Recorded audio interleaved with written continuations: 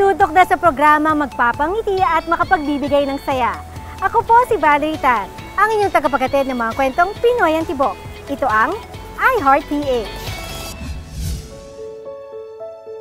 Sa likod ng bawat tagumpay, kadalasan ay kwento ng matinding pagsubok at pagtatyaga. Pero para sa iba, ang daang kailangan tahakin ay nagsisimula mismo sa pagiging walang-wala. Galing talaga ako sa isang family na sobrang maraming pinagdaanan talaga sa buhay. From extreme poverty kami. Nadagdagan pa yan ng mga kabalasan tulad ng nasunog yung bahay ng mami ko sa Davao. Parang series of events na talagang nalugmok talaga ang pamilya ko. Gaya ng kadalasang iniisip ng marami nating mga kababayan, ang pakikipagsapalaran sa Maynila ay magbibigay sa kanila ng ginhawa. Baby pa lang ako, dinala na ako sa Maynila para maiahon yung pamilya namin. Pero nakita ko yung struggle ng mga magulang ko, namasukan sa iba-ibang mga kumpanya, isang kahig, isang tuka. Sa hirap ng buhay, nagdesisyon na rin ang tatay ni John na magtrabaho sa ibang bansa. So nag-Saudi yung tatay ko for 7 years. Pero di ba, alam mo naman, wala naman nagtuturo noon ng proper management of finances. Walang naipon, walang napundar. Pagbalik ng Pilipinas, bumalik na naman kami sa pagiging mahirap. So, unlike any, horror story ng mga OFWs, di ba, na biglang asenso, pero bumalik uli sa dati. Kaya isa na lang ang kinapitan ni John na alam niyang magbibigay sa kanya ng totoong pag-asa at direksyon sa buhay. Laging tinanim sa isip ko ng nanay ko, anak, mag-aral ka mabuti, maging masipag at matyaga ka. Pag-graduate mo, aasenso ka, yayaman ka. Sineryoso ko yung kanyang advice. Talaga nag-aaral ako. And I became valedictorian of my class nung elementary. I also ended up valedictorian nung high school ako. And by college, I was a university scholar naman sa UP Diliman. Sa University of the Philippines, I graduated with 2 courses. Bachelor of Science in Economics and Bachelor of Science in Business Administration. Double major ako, bale. Sa pagdaan ng panahon, natutunan niyang hindi pala sapat ang pinag-aralan lang sa pag-abot sa pangarap. Dahil kinailangan na rin niyang dumaan sa mga pagsubok, pagkatalo at mga pagkakataong huhubog sa kanyang pagkatao. Nung college, kailangan ko itawid yung sarili ko. Nangyari sa akin, natuto akong mag-sales. Pero hindi ko akalain, isa na pala yun sa mga katulong sa akin kasi na-develop ko yung galing ko sa pakikitungo sa iba-ibang klaseng tao at yung aking persuasion abilities, no? Yung convincing power ko. And dahil dyan, pag-graduate ko ng UP, inaasahan ng tatay ko manager ako ng bangko, nagulat silang lahat, pumasok ako sa sales. Tulad din ng mga magulang ko, namasukan din ako at naging empleyado ko for more than 10 years. Pero dito rin niya napatunayan na ang tagumpay ay pinaghihirapan, pinagtsatsagaan, at higit sa lahat, pinaniniwalaan. Mula sa pagiging sales receptionist, naging top salesman si John, at kalaunan, one of the most sought-after motivational speakers sa buong bansa. After so many years and yung experience ko din, tumaas na ng tumaas, nakilala na ako eh. Taas din ng pataas yung speaking rate mo. And umabot sa point na after 5 years, I became the highest paid na sales trainer sa buong Pilipinas. Kina-charge ko is hindi bumababa ng 100,000 sa isang oras na magsasalita ako. And doon na talagang musbong yung career ko. And nagtayo din ako ng mga negosyo on the side na na-develop ko. Nagkaroon ako ng water refilling station, restaurants, and so on the side habang nagbibigay ako ng talks na nakakadagdag din sa kita ko nung panahon na yon. Pero sa kabila ng kasikatan na tagumpay, patuloy pa rin si John sa paghahanap ng mas malalim na kahulugan at purpose sa buhay. Recipient of the Quilly Award, John Anthony Caleb for Pillars of Success. I was one of the first international best-selling author na pinalakad sa red carpet ng Hollywood. Nalagay pa ako sa Forbes magazine actually. Yung mga luxury cars ko nung time na yon, di ba? May mga sports cars ako nung panahon na yon. Para bang may kulang sa buhay ko eh. Parang meron akong hinahanap na hindi ko pa alam nung time na yon kung ano. And then something dramatic happened to me during the pandemic. Nagkaroon ako ng oras para sa sarili ko at sa pamilya ko. Nasa bahay lang ako. Doon na ako nagmuni-muni. Ano ba yung next na gagawin ko? Ano ba talaga yung magiging legacy ko? At diyan ko na na-discover yung totoong pagyaman. Dumating ang malaking turning point sa buhay ni John nang maimbitahan siya sa India at Egypt, kung saan nakilala niya ang spiritual masters na nagbago ng kanyang pananaw at kahulugan sa tagumpay. Tinanong ako ng master, sabi niya, "Oh, Mr. John Calub, why are you here?" Sinagot ko, nagta-target ako ng 10 billion pesos na net worth. Yun ang gusto kong ma-reach. Then alam mo, sabi sa akin ng master, tingin mo ba, kung bukas, ibibigay ko na sa iyo yung 10 billion, tingin mo ba, magiging masaya ka na sa buhay mo? Alam mo, hindi ako nakasagot eh. Napaisip ako nung time na yun eh. Nautal ako eh. Hindi ko alam sasabihin. Sabi ko, na-realize ko that life is not just about money. And na-realize ko din doon that the more you chase yung malaking pera, the more nako-compromise yung happiness mo. Bukod dito ay isang bagay pang pinakatumatak sa puso at isip ni John, ng pagiging bukas palad ang magdadala sa buhay natin ng biyaya at tunay na tagumpay. Meron tinatawag na law of giving, na tuwing nagbibigay ka, lalo kang pinadadala ng mas maraming yaman mula sa langit, mula sa universe. Yun yung tinatawag na law of giving. So kailangan mag-expand ka sa pagbibigay. At sa pamamagitan nito, nakita ni John ang tunay na kahulugan ng pagyaman. Pagyaman na hindi lamang nasusukat sa material na bagay, kundi sa kasiyahan ng puso, kapayapaan ng isipan, at kakayahang magbahagi ng biyaya sa iba. Isa sa mga sikreto din ng pagyaman na tinuturo namin is yung law of giving.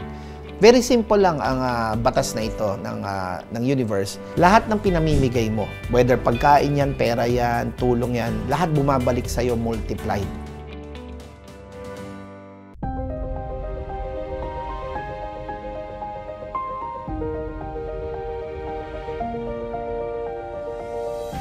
Magagarang sasakyan, kasikatan, karangyaan.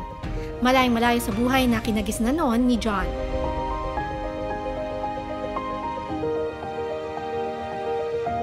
Pero hindi pa rin pala niya rito mahanap ang tunay na kaligayahan sa buhay. When you get attached to a goal, your life will become miserable. Every day na hindi pa siya dumadating sa'yo, nafe-feel mo na pabigat ng pabigat. Ang success sa akin ngayon is all about using your passion to contribute to people. Dito na rin niya nakita ang kanyang purpose o calling na hindi lang pansarili, kundi para rin makatulong at magbigay inspirasyon sa iba. Ang buhay ko bago ko na-meet si Sir John Calub ay isa akong government employee. Nararanasan ko na magipit, kapusin, lalo na nung ang nanay ko ay nagkasakit bunga ng breast cancer. Kung makikita mo yung buhay namin noon, ay parang wala talagang pag-asa.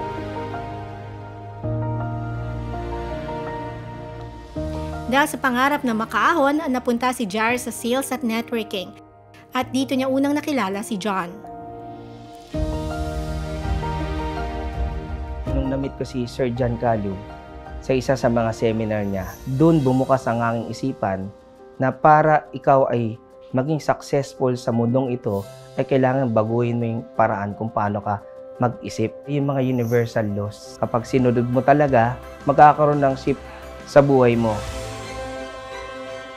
Mula sa dating buhay na palaging kapos, nakabangon si Jar at nakakapagbigay na rin ngayon ng oportunidad sa iba. Yung buhay ko dati sa ngayon ay totoong malaki ang pinagkaiba. Kung dati nipambili ng pagkain ay para bang hindi namin alam kung kukunin pang araw-araw, ay ngayon kahit papaano may security at kahit papaano may peace of mind.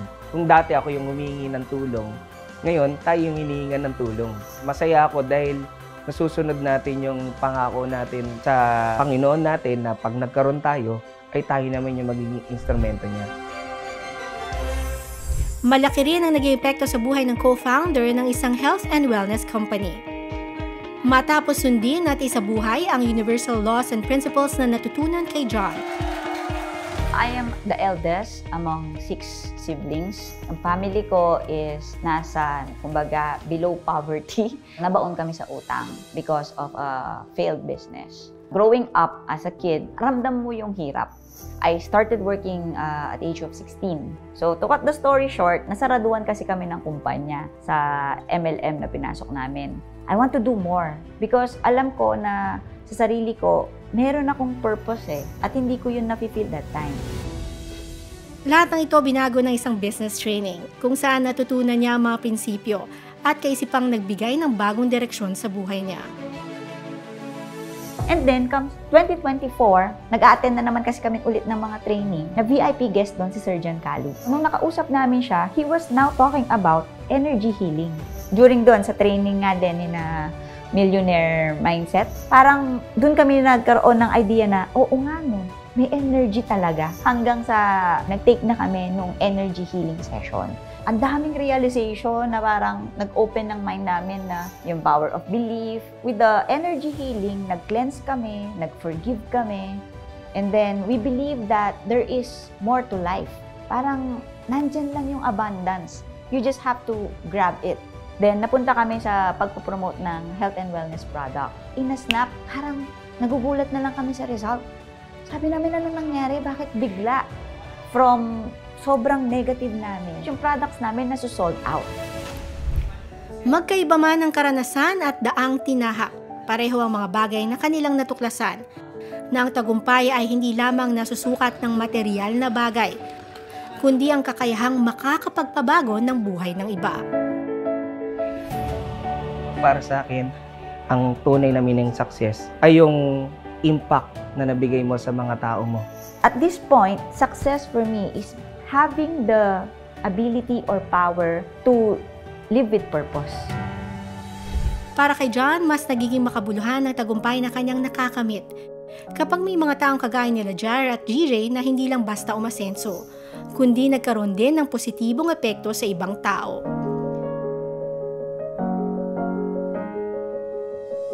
Isa sa mga sikreto din ng pagyaman na tinuturo namin sa John Caleb Training International Academy is yung law of giving. Lahat ng pinamimigay mo, whether pagkain yan, pera yan, tulong yan, lahat bumabalik sa'yo multiplied. Hindi mo yan mapipigilan. Basta nagbigay ka, lagi siyang babalik multiplied. Ang mga bagay raw na ito nagiging posible kapag hinayaan mong dumaloy ang biyaya at kabutihan sa buhay mo. The most powerful law kasi is law of attraction, no? And this is all about your mindset and your heart set. Kasi hindi lang yung iniisip mo eh. Dapat master mo din yung nararamdaman mo. So first step na kailangan mong gawin is to move your energy from always negative into mas maraming oras na positive. Natagpuan man ni John ang kanyang misyon na nananatili sa kanya ang pakiramdam na marami pa rin ang nangangailangan ng gabay para makamit ang tunay na tagumpay. Kaya patuloy niyang ginagamit ang kanyang talento para magturo, magbahagi at maging instrumento ng pagbabago sa mas marami pang tao. It's not who you become that is important. It is what others have become because of you. Na-influence mo yung mga ibang tao na lumakad din sa tamang daan, sa marangal na paraan, para umasenso sila at magbago yung buhay nila. Yun yung mas magandang sukatan ng totoong pagyaman. I am extremely happy, fulfilled, and meron akong peace of mind. Yun yung kaya kong ipagmalaki. And that is my benchmark of true success.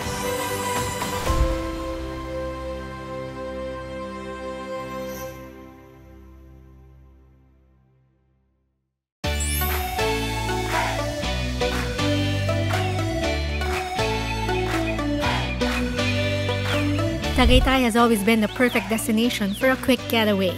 A locale with a perfect view, perfect climate, perfect food offerings. That makes it the perfect destination for the perfect rest and relaxation experience, just a few hours away from the metro. And kung gusto niyo ma-experience lahat ng yan all rolled into one place, why not visit this fine establishment? Ang Casa Alegria po ay isang bed and breakfast hotel po dito sa Tagaytay. Yung casa po kasi ibig sabihin niya bahay, yung Alegria is masaya. Ibig sabihin pag nandito ka pa masayang bahay, ganun. Casa Alegria has always been a staple name when it comes to the must-visit bed and breakfast hotels dito sa Tagaytay. Bukod kasi sa homey vibe and rustic feels nito, sobrang panalo rin ang kanilang facilities and amenities. Ang Casa Alegria po, meron po siyang 9 rooms. Ang una po, El Presidente, yun yung suite rooms. Meron po siyang air condition, TV, malaki po yung rooms niya. May double deck siya, may bathtub, malaki po yung CR niya, and then complete shower po niya. Meron din po kami suite rooms. Ang kagandahan po nito, meron siyang overlooking, may bathtub rin siya, kompleto rin po yung gamit sa loob. Meron din kami superior queen, meron balcony sa labas, pang couple. But more than that, ang pinakabentahe talaga ng Casa Alegria ay ang kanilang close proximity sa nature, lalo na ang majestic view ng Taal Lake and volcano. Pag-akit pa lang nila dito, na-amaze na sila kasi wow, perfect yung view. Isa pa pong nagugustuhan nila dito sa Casa Alegria, mas na-attach po sila sa nature dahil maraming puno po, mas nakakapag-relax po sila. As a person who is very, very spontaneous when it comes to cafe hopping or when it comes to being adventurous, of course, Casa Alegria is one place that you should visit because it has the ambience, it's very peaceful, and the view itself. Bagay na talagang na-enjoy ng mga bakasyonistang sina Aizel, Pauline at Razel. Actually, ito yung choice na namin kasi environmental place and accommodating din. Tapos yung view din with Taal Lake, talagang attractive siya sa sight ng mga tao. It's stress relieving na rin. First choice namin to kasi siya yung pet-friendly. Kasi nga may mga dogs kami. Sobrang accommodating, lalo sa pets namin.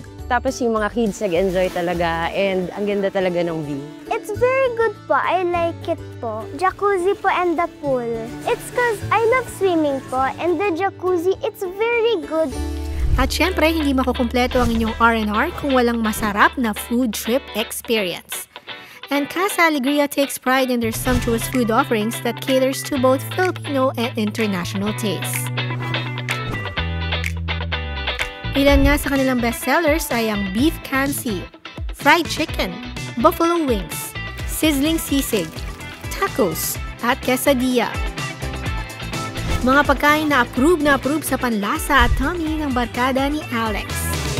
Let's do a taste test dito sa utak. Oh my God. That is so smooth. Ito yung best part ng bulalo. Yes. Yung bone marrow. It melts in the mouth. So we can see really here na the food is made through love. Tapos yung portioning dito, sobrang big nga. So parang worth it talaga siya. So what we had earlier is bulalo, quesadilla, chicken, and fish and chips.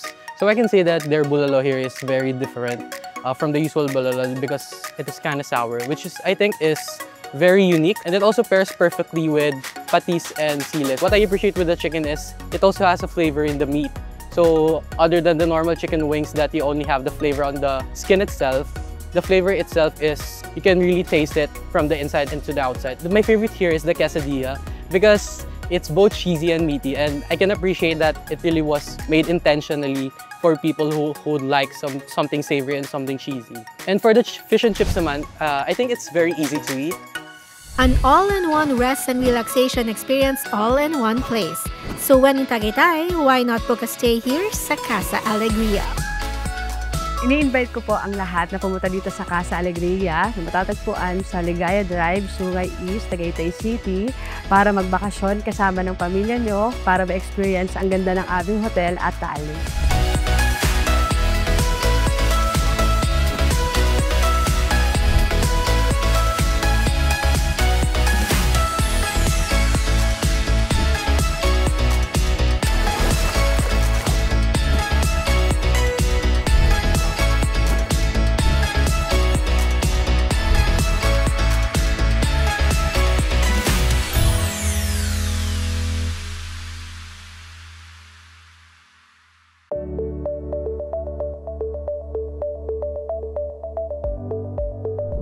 Alam niyo ba na may natural na pampawala ng inflammation at pampalakas ng utak na makikita lang sa inyong kusina?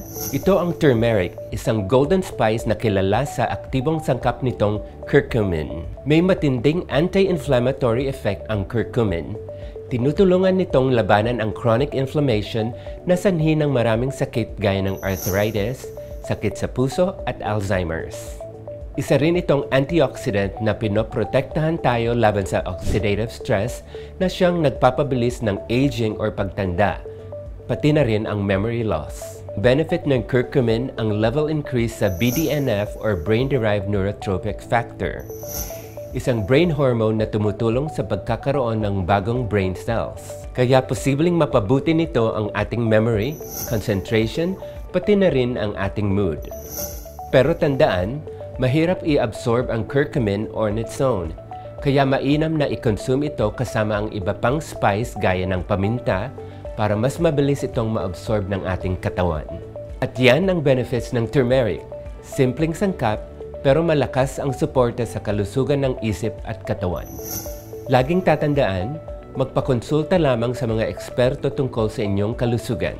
I'm Dr. Joel Lopez. Follow for more holistic health trivia dahil your health matters.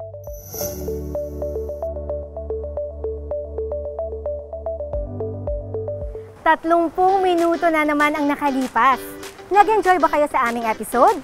Kung oo, i-follow ang aming social media accounts for more of our stories. Ako po si Valerie Tan, ang inyong tagapaghatid ng mga kwentong Pinoy ang Tibok. Ito ang iHeart PH.